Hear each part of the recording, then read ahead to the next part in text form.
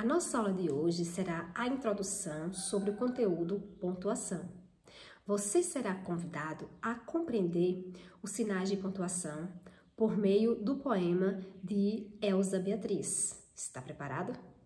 Mas, se você é novo aqui no canal, aproveita e antes de assistir essa aula, se inscreva, compartilhe e no final, se você gostar, deixe o seu joinha. Vamos iniciar respondendo a uma pergunta. Para que serve mesmo a pontuação? A linguagem não é constituída apenas de palavra escrita. Na fala, há outros elementos que participam da interação verbal e torna mais preciso o sentido do que falamos. É o caso, por exemplo, da entonação, dos gestos, da expressão facial, da ênfase dada a algumas palavras, do ritmo da fala e etc. E como transpor todos esses recursos que existem na fala para a linguagem escrita. A pontuação, de certa forma, cumpre esse papel, tornando mais claro e preciso o sentido do texto. Vamos para a prática? Faremos agora a leitura do poema Pontuação, de Elza Beatriz. Pontuação. Na interrogação me enrosco num caracol sem saída, na vírgula me sento um pouco e descanso pensativa. Na exclamação dou um pulo, fico na ponta dos pés. No ponto e vírgula me escorrego e quase paro, mas ando. Marco o passo nos dois pontos e nesta pausa me explico. No travessão me espreguiço e deitado presto serviço. Nas reticências me espalho, vou muito além do que eu falo. Mas é do ponto que gosto, termino e me encosto. Uau! Quanta leveza no trato desse assunto. Uma leveza que muitas vezes só é possível por meio da poesia. O poema é construído a partir de referências aos sinais de pontuação. Repare que à medida que o eu lírico vai comentando certos sinais de pontuação, ele também vai empregando em sua escrita. No poema é comentado sobre o ponto de interrogação, sobre a vírgula, sobre o ponto e vírgula, sobre o ponto de exclamação, sobre os dois pontos, o travessão, as reticências e o ponto. Todos esses sinais de pontuação foram empregados pelo poeta, exceto o dois pontos e o travessão. O emprego dos sinais de pontuação na construção do poema demonstra de forma concreta os comentários feitos a respeito deles. Nos versos que se referem ao ponto de interrogação, pode-se afirmar que a palavra caracol sugere a forma espiral desse sinal de pontuação. O eu lírico utilizou o termo caracol sem saída como trocadilho para beco sem saída, dando a entender que empregamos o ponto de interrogação para expressar nossas dúvidas sobre as coisas, ou quando nos encontramos em dificuldades e buscamos uma saída, quando temos uma curiosidade a respeito de algo, ou até mesmo quando estamos passando por um processo de autoconhecimento. E para isso é necessário fazer alguns questionamentos, como por exemplo, o que eu mais quero para a minha vida?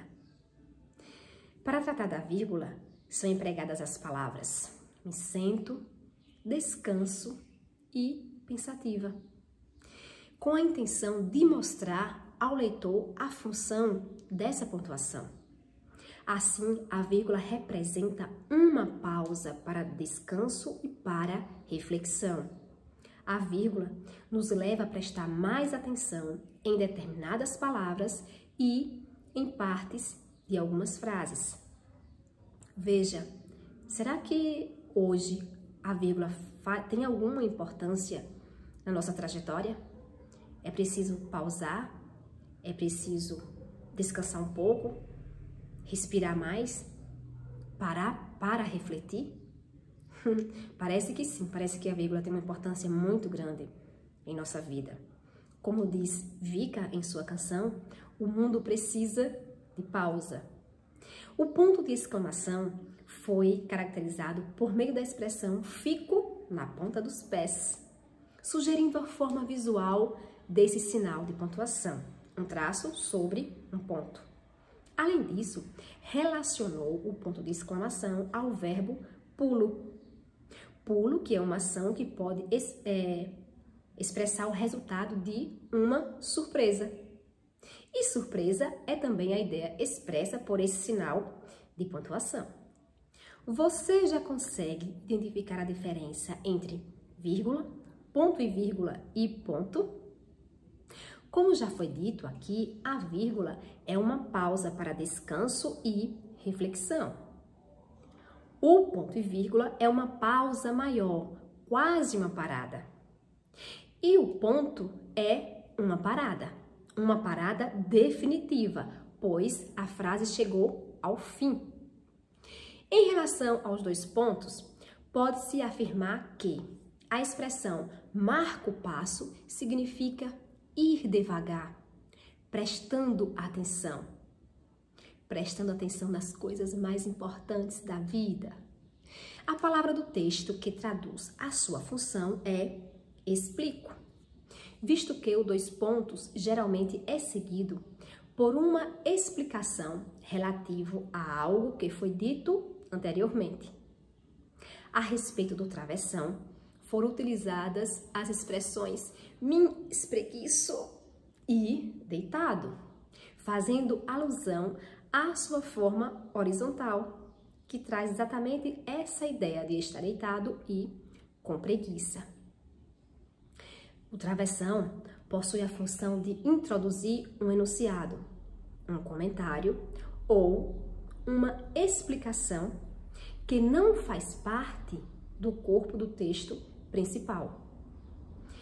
O texto menciona um dos principais papéis das reticências, que é sugerir sentidos, sem torná-los explícitos ao texto.